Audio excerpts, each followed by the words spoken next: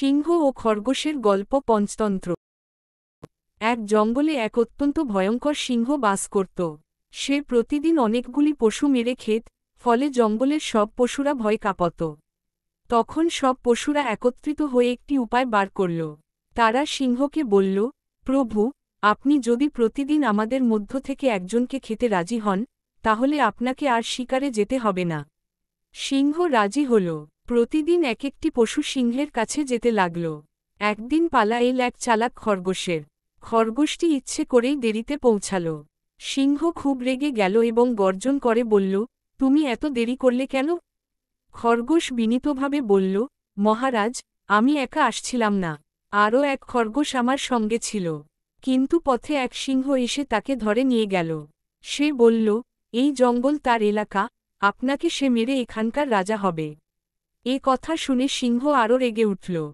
সে চিৎকার করে বলল, আমার রাজত্বে আর এক সিংহ, আমাকে নিয়ে চল তার কাছে, আমি এখনই তাকে শিক্ষা দিই। খরগোশ তাকে এক কুয়োর কাছে নিয়ে গেল।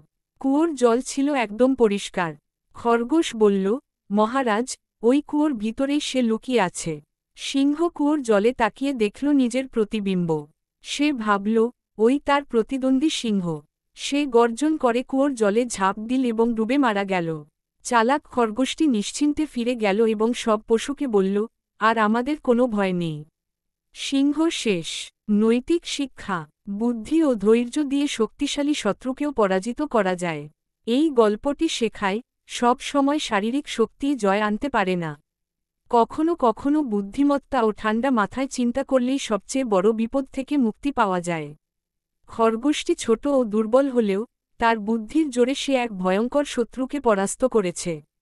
তাই জীবনের যে কোনো কঠিন পরিস্থিতিতে হেরে না গিয়ে বুদ্ধি দিয়ে সমস্যা সমাধানের চেষ্টা করাই শ্রেয়।